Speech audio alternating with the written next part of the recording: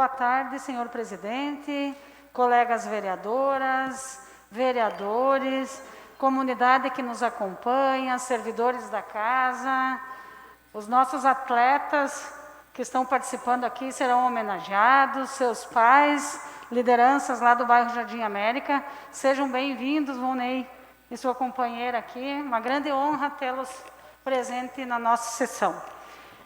Eu quero falar um pouquinho para vocês, no meu grande expediente, sobre o dia 10 de dezembro, data em que o mundo celebra o Dia Mundial dos Direitos Humanos.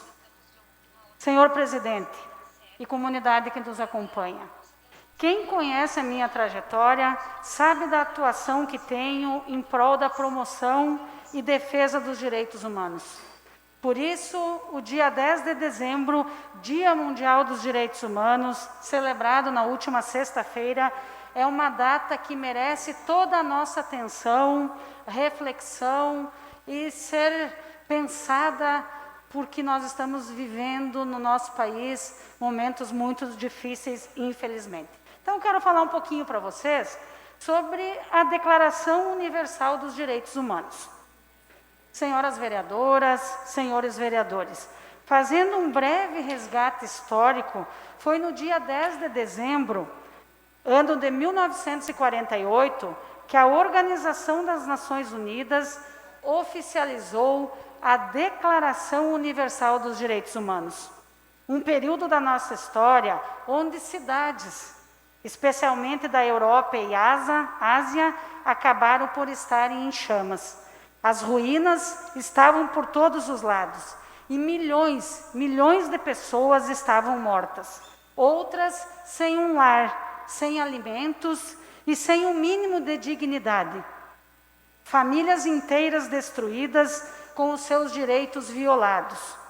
Com a Declaração Universal dos Direitos Humanos, buscou-se um compromisso individual e coletivo no sentido de que todos teriam um papel na construção de uma cultura de respeito para com os direitos humanos. Ela traz o anseio de enfrentar a barbárie e as atrocidades cometidas durante a Segunda Guerra Mundial e orientar os governos e os povos do mundo em prol da coletividade e, em nome dela, construir uma sociedade mais justa, solidária e fraterna. Diz o artigo 1º da Declaração: todos os seres humanos nascem livres e iguais em dignidade e direitos. Todos os seres humanos nascem livres e iguais, repito, em dignidade e também em direitos.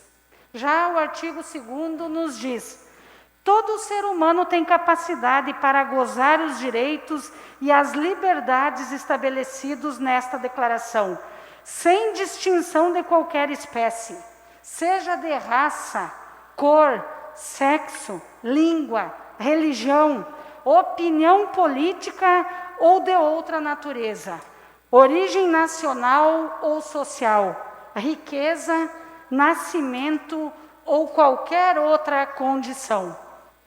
Esse pequeno trecho da declaração expressa a essência daquele documento e, ao mesmo tempo, revela o grande desafio que se colocava diante de nós enquanto humanidade. E aí eu quero conversar um pouquinho com vocês sobre os direitos humanos na pandemia.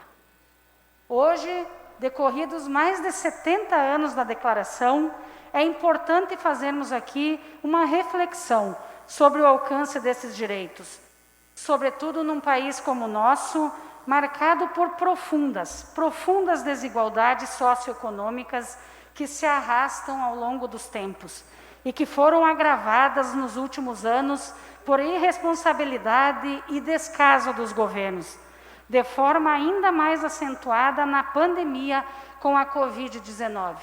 Tenho certeza que o Volney, que nos acompanha aqui, sabe bem do trabalho do seu pai, o seu João Maria, o quanto ele tem contribuído e levado alimentos saudáveis para a população que está passando fome nas nossas vilas, né, Volney?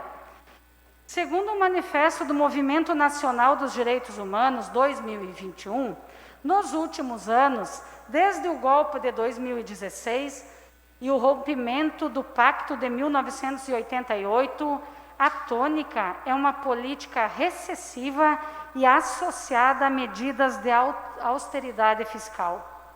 O carro-chefe é a emenda constitucional número 95, que estabelece o teto dos gastos públicos, violando inteiramente o princípio da vedação do retrocesso, que resulta em enorme impacto negativo na realização dos direitos constitucionalmente garantidos. Além disso, a farra da liberação de novos agrotóxicos, a flexibilização do acesso às armas e o fim de políticas de saúde para atenção básica, os fundamentalismos na orientação da definição de políticas públicas, os ataques e os desmontes de políticas educacionais, de ciência e tecnologia, de reforma agrária e inclusive de direitos humanos, além de outras medidas que agravam ainda mais a situação. A pandemia da Covid-19 não é nenhum segredo. A pandemia da Covid-19 não recebeu o adequado enfrentamento. O resultado é que o que foi feito, e até mesmo as omissões, feriu drasticamente e violou os direitos humanos, não dando a necessária proteção para quem mais precisa, e adotou uma estratégia institucional de propagação do vírus.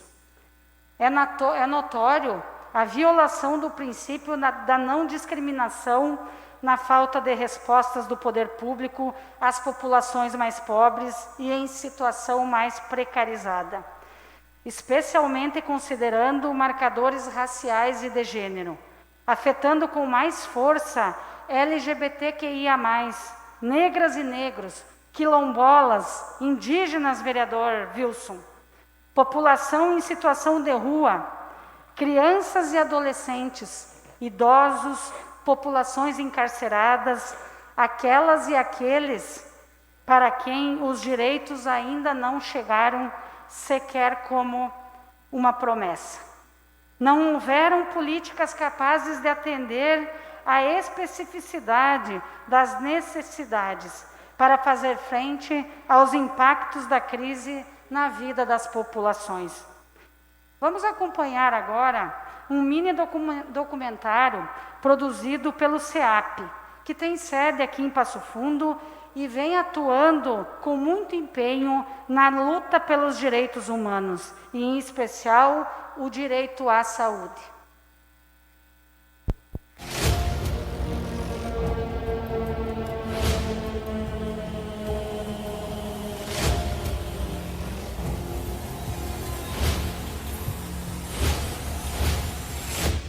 A economia não são leis. Você tem leis da física.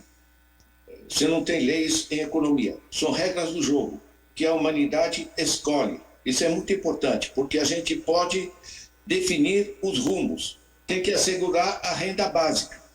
Você assegurando essa renda básica, você dinamiza o consumo. E gradualmente, você, com o consumo das pessoas e a atividade empresarial e a volta do emprego, você gera o chamado círculo virtuoso, porque tanto o consumo das famílias gera receita para o Estado, imposto sobre o consumo, como a atividade empresarial gera mais recursos para o Estado, imposto sobre os processos produtivos. E o dinheiro volta.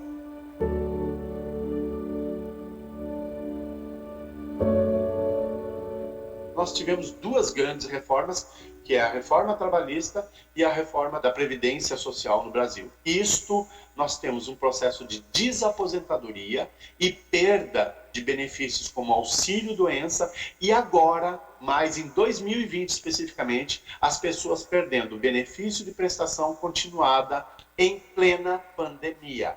A pandemia aprofundou uma crise que já viviam as comunidades. Viviam uma crise do grande desemprego, né, fruto de uma reforma trabalhista que fragilizou ainda mais as relações de trabalho, do fruto da emenda constitucional 95, que acabou com toda a rede de assistência social que existia, que sufocou o financiamento adequado do SUS.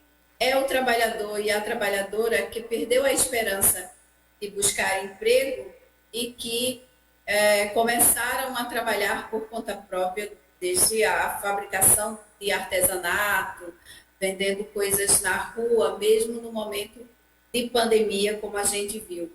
No Brasil, você tinha perspectiva de que ninguém poderia ganhar menos que um salário mínimo. Começava por aí. E aí você abre a possibilidade para contratar alguém para trabalhar 5 semanas só. E aí a pessoa fica disposta. E nesse caso, que é um serviço que tem muitos plantões, sabe? O serviço de saúde tem muitos plantões, porque é ininterrupto. É um serviço ininterrupto. Funciona 24 horas por dia, 7 dias por semana. Né? E daí foi onde foi utilizado pesadamente esse tipo de serviço. Esse tipo de contratação, e óbvio, que traz prejuízo à prestação de serviço. Até porque você coloca os trabalhadores numa situação muito difícil. Você imagina numa condição que você não pode errar.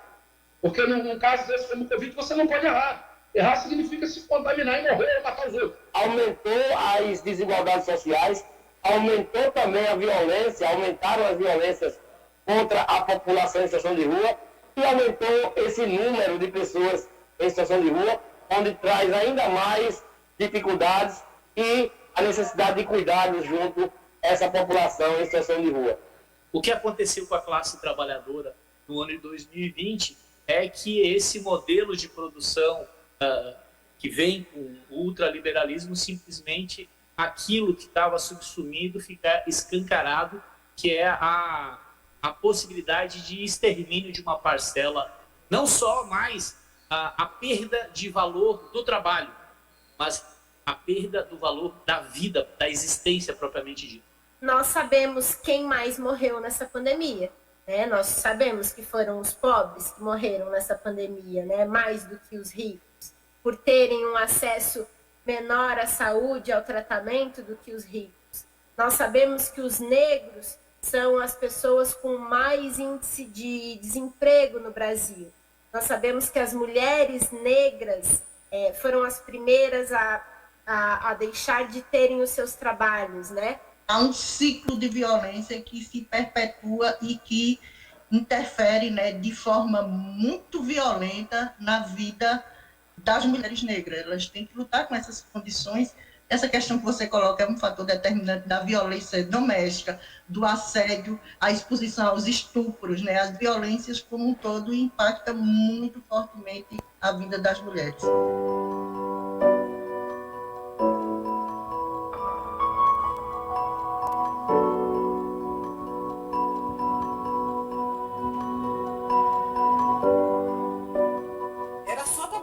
De 5 anos, e quando eu cheguei lá não era só para brincar com a menina de 5 anos, era para varrer o jardim, para aguar o jardim, para passar a cera na casa todinha, para poder a arrumadeira passar a enceradeira. Eu tinha 9 anos, eu morava numa área que não tinha energia, e eu não sabia como acender uma lâmpada, e eu nem sabia pronunciar lâmpada, era lâmpada.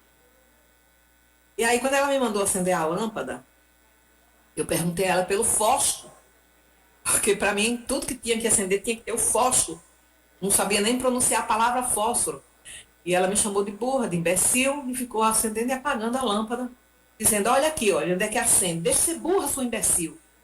E eu fiquei olhando para ela, assim, os olhos cheios de lágrimas, chorando. E aí, no dia seguinte, era o dia de minha mãe buscar a cesta básica, que era o meu pagamento, né? Uma cestinha básica, tipo 1 quilo de arroz, 1 quilo de feijão, 1 pacote de macarrão, 2 pacotes de fubá, 1 pacote de café, 1 pedaço de sabão. Ela dava isso à minha mãe a cada 15 dias. Era o meu pagamento.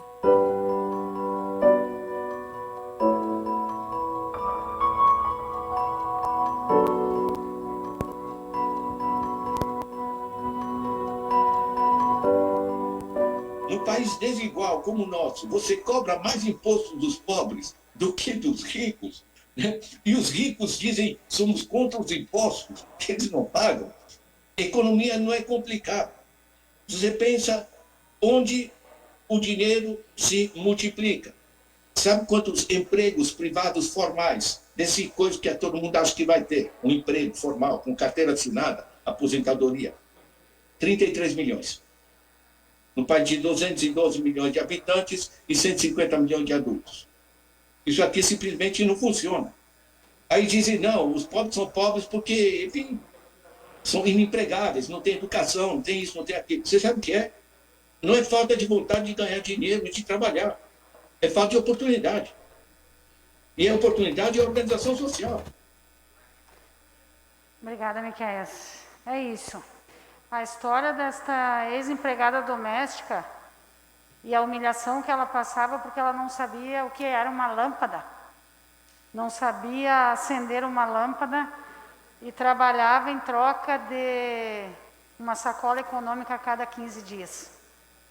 E isso parecia que estava no passado, né? Mas está voltando, viu? A realidade das mulheres dos bairros e vilas afastadas da cidade, que estão trabalhando por comida e sendo humilhadas, colegas vereadoras e vereadores, vem aumentando a cada dia. Por isso a importância deste tema hoje, de defendermos os direitos humanos. Mas seguindo então, aqui em Passo Fundo, eu vejo a presença, conforme já referi anteriormente, da Comissão de Direitos Humanos, entidade sólida, da qual eu sou associada, que vem prestando atendimento ao público, participando ativamente nos conselhos municipais, fazendo campanhas de sensibilização, mobilização e articulação dos órgãos públicos. Organizações da sociedade civil, educadores, com as lideranças comunitárias, sempre a fim de implementar e fomentar ações em direitos humanos no cenário local, regional e nacional. Mas é importante a gente se perguntar, né? Quando e por que nasceu a Comissão de Direitos Humanos de Passo Fundo? Enquanto a nível mundial, então, vários instrumentos de defesa dos direitos humanos já vigoravam aqui no Brasil, no início dos anos 80, vivíamos um período de regime militar, com mortes, torturas e violações bárbaras dos direitos humanos. Neste contexto, surgiram em todo o território brasileiro movimentos de luta pela redemocratização do país e construção de uma sociedade mais justa e igualitária e de enfrentamento à ditadura militar. Em Passo Fundo, um grupo de pessoas ligadas à igreja, às entidades sociais, sindicatos, universidades, entre outros, criou a Comissão de Direitos Humanos de Passo Fundo, uma entidade civil, sem fins lucrativos, apartidária e ecumênica.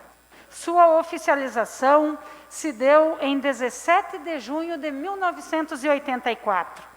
Teve como primeira coordenadora a advogada, a senhora Maria Cirlei Flor Vieira. Temos aqui a foto da Cirlei, uma lutadora pelos direitos humanos aqui na nossa cidade. Hoje, passados 37 anos de sua criação, novamente uma mulher coordena a Comissão de Direitos Humanos. A advogada, amiga Luciane Zanella. Vamos ouvir o que nos diz a Luciane e também o mestre, porque é assim que nós chamamos ele, o professor Paulo César Carbonari, integrante da Comissão de Direitos Humanos de Passo Fundo, sobre a atuação da comissão em nosso município. Faz favor, Miquéias, faça para nós ali o vídeo. Minha saudação a todos e todas. Só um momentinho, Miquéias. Faz favor. Será que teria como aumentar um pouquinho o som? Não consigo ouvir o áudio. É o Cacá que está ali no... Está pilotando aí o som. Faz favor, Antônio. Tu consegue erguer um pouquinho o som para nós? Obrigada. Minha saudação a todos e todas. Meu nome é Luciane Zanella, sou coordenadora da Comissão de Direitos Humanos de Passo Fundo. E quero dividir com todos aqui a questão do 10 de dezembro, que é o Dia Internacional dos Direitos Humanos. Dia histórico e conquista, de luta e conquista dos direitos para todas e todos.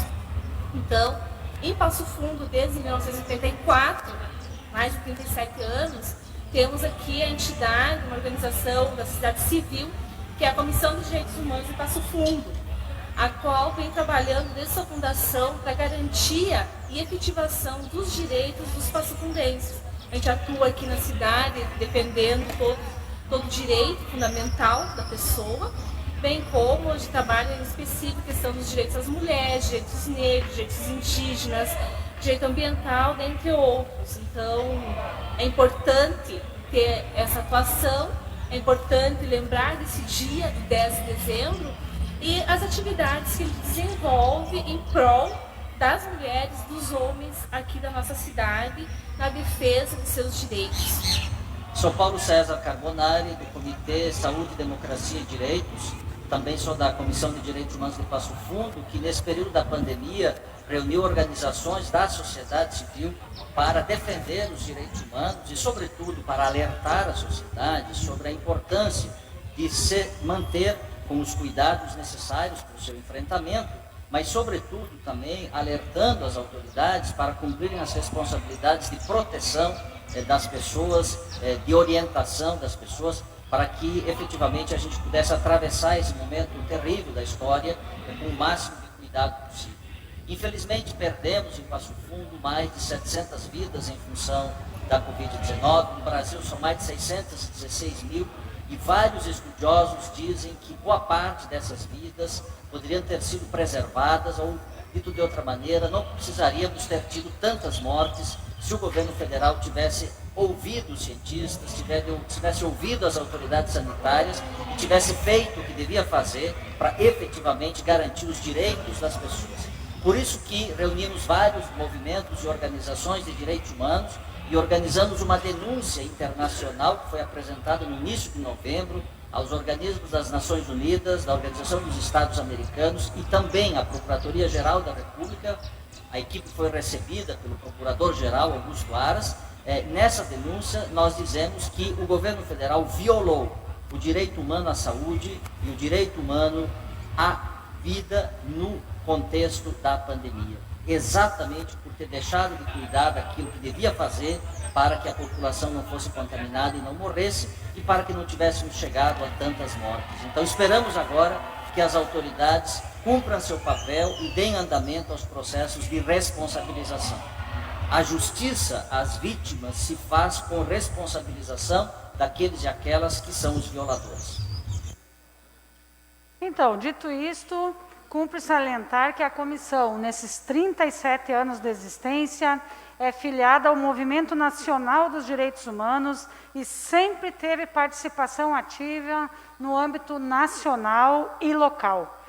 Sendo um referencial na luta pelos direitos humanos, a comissão construiu ações em diversas frentes, que eu poderia ficar aqui mais meia hora para a gente falar um pouquinho sobre as ações que a comissão realizou durante todos esses anos.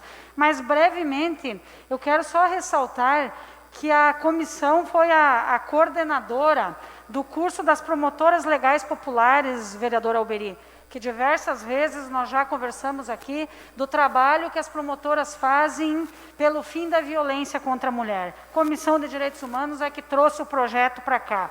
Também foi a executora do projeto, do programa Mulheres da Paz em Passo Fundo, que igualmente também pensava estruturas para inibir a violência com as mulheres lideranças dentro dos seus bairros mais próximas dos locais onde a violência acontece. Além de diversas frentes na educação em direitos humanos, como a realização do 3º Colóquio Nacional de Direitos Humanos, um curso de pós-graduação com enfoque em educação em direitos humanos, que formou mais de 35 especialistas aqui na nossa cidade e região, a realização ao longo de 2007 e 2008 de uma campanha de sensibilização sobre direitos humanos, com produção de vários materiais, audiovisual, impresso, com parceria da UPF e diversas outras entidades.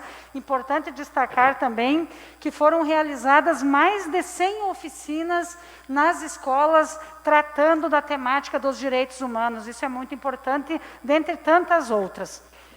Devido ao tempo aqui, infelizmente, que é muito curto, né, vereador Trindade? Não, mas a princípio eu quero destacar também que a Comissão de Direitos Humanos sempre apoiou e orientou na questão socioeducativa e que, por isso, ela promoveu também o atendimento de denúncias de violação dos direitos humanos e encaminhamento junto à Defensoria Pública e ao Ministério Público, fez a representação da população em questões de direitos difusos, organização do trânsito, direitos do consumidor, saúde e tantos outros. Nessa perspectiva, senhoras vereadoras e senhores vereadores, preciso destacar aqui o importante papel da Comissão de Direitos Humanos desde o início da pandemia. Com o isolamento social imposto pelo novo coronavírus, a entidade promove encontros virtuais que abordam diversas temáticas relacionadas ao contexto da pandemia, que é chamado de Diálogos Direitos Humanos em Travessia. Geralmente, estes encontros acontecem aos sábados, e com diversas lideranças da nossa cidade, especialistas de todo o Brasil, vêm falar de diferentes temas agora que têm vinculação com esse triste período da pandemia que nós estamos vivenciando. Assim como a comissão também tem atuação e participação ativa no nosso querido Comitê Popular por Saúde, Democracia e Direitos, que se organiza no contexto do enfrentamento da Covid-19 em Passo Fundo. O comitê é composto por 40 entidades e organizações do nosso município e tem por finalidade promover a construção conjunta de posicionamentos, processos e ações sobre as estratégias comuns para a promoção da saúde, da democracia e dos direitos humanos no enfrentamento da Covid-19 em Passo Fundo. E ainda, a comissão também vem promovendo ações para que a violação dos direitos humanos não aconteça, a exemplo do ato Memória, Justiça e Justiça às vítimas da Covid-19, promovido ontem, dia 12, no Parque da Gari. Foi um momento bem simbólico. Não sei se chamamos de bandeirinha, cada uma dessas aqui representavam as vítimas da Covid-19 em Passo Fundo. E o vento foi um momento tão simbólico, tão sensível para todas as pessoas que passaram por lá, chegavam, participavam, faziam fotos, conversavam, muitos familiares de vítimas da Covid-19. Então, eu quero encerrar este grande expediente lembrando, ressaltando que as mais de 600 mil vidas que foram perdidas no Brasil, sendo que os cientistas, os especialistas médicos já atestaram, já dizem para nós que mais de 400 mil vidas poderiam ter sido evitadas se tivéssemos começado a vacinação com mais antecedência, se tivéssemos tido mais responsabilidade dos governantes, em especial do nosso governo federal. Então, por tudo isso, é que nós não podemos esquecer de todas essas vítimas. Não podemos esquecer das famílias que ficaram sem pai, das famílias que ficaram sem a mãe, das mães e pais que perderam seus filhos, das crianças e jovens que estão empobrecidos porque ficaram sem os seus provedores, estão sem renda, sem ninguém que as sustente e que estão com o futuro. Que futuro? Sem família, na miséria e sem comida. É muito grave o que aconteceu aqui no nosso país. E por isso é que a gente faz memória a todas as vítimas da Covid-19. Com muito respeito, nós precisamos sim lembrar delas e fazer justiça por todas essas pessoas. Obrigada, senhora presidenta, obrigada, colegas vereadoras, vereadores, comunidade que nos acompanha, e viva os direitos humanos. Todo o respeito a todas as pessoas que têm, sim, os seus direitos humanos e que, infelizmente, muitas vezes estão sendo violados. Obrigada, senhora presidenta. A Câmara de Vereadores de Passo Fundo está sempre ao lado da comunidade e, para manter esse compromisso, foi pioneira em implantar o sistema online para as reuniões e plenárias dos vereadores. Projetos importantes já foram votados, como a contratação de mais profissionais para a área de saúde e a aprovação da liberação de R$ 3.500.000 do orçamento do município para fazer frente ao coronavírus. Foi criado também um fórum permanente para debater sobre a Covid-19. Câmara de Vereadores, a casa dos grandes debates.